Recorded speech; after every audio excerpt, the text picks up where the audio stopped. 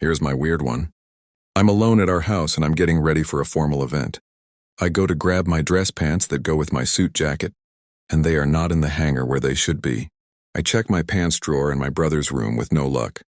I then head down to the basement to check the laundry, and it's not there either.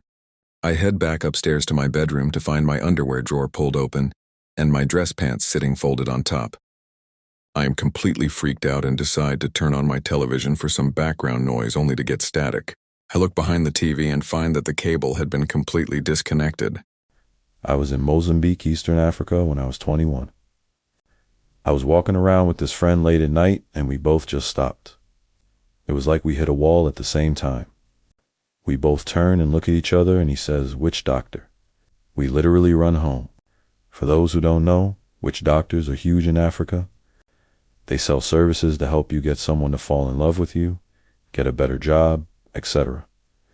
Later that night, he tells me that he had another friend who came into contact with a witch doctor, and she told him every little detail of his life back to him, where he was from, his childhood bully, and more.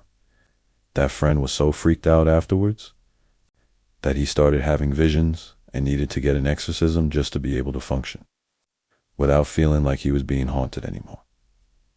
I wouldn't have thought much of it. Other than that first night of us walking and the literal feeling of darkness around us that stopped us from moving, I can still remember what it feels like. I'm from and live in India. Last January, I was vacationing in Powys, Wales, UK. Our booking.com accommodation was a converted old barn and I was sleeping in the upper floor bedroom. 14 nights. I heard a woman talking in most of the nights, apparently in Welsh. She sounded agitated, and I'd say she's not a young girl nor an aged lady based on her voice. It started with short ones, but eventually grew very long, so much so that I had trouble getting a proper sleep. And on the 10th day afternoon, my car, which had ADAS, warned me to take a break.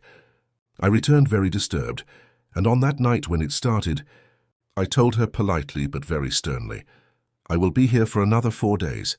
I paid for this place, and I am actually a guest of the owner. Please don't disturb me, just go away." She was silent for some minutes, and then she mumbled something, not in English.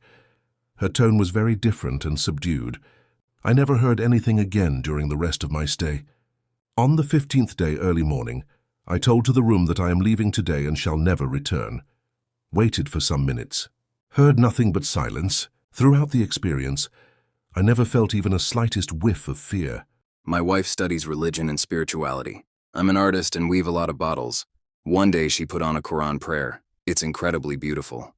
No one had been outside yet, so there's no way it came from outside. We have noticed a roaming spirit that comes and goes from our apartment, so I'm assuming it has something tied to the land. Anyway, my wife gets in the shower and has the prayer on, and I am sitting on the couch weaving a bottle. The bottle has never had anything inside of it. About 1 minute into the prayer, a big black fly comes from literally nowhere. Huge fly and flies directly into my bottle. Never heard or seen it until it flew right into the bottle like with purpose, and it hung out in there. I had to take it outside and shake it out. I'm still really curious about that happening. I know flies and demons are a thing. Just crazy it happened right as a Muslim prayer was playing. Last year I received a package in the mail. I kept the box and put change in it. I forgot about the box until a couple months ago. Found it in a big bag with other things. The box had the change in it, but was somehow resealed. This was a box where you open it by pulling off a cardboard seal. The seal was resealed. Absolutely blew my mind and freaked me out, so I threw it away with the change still in it.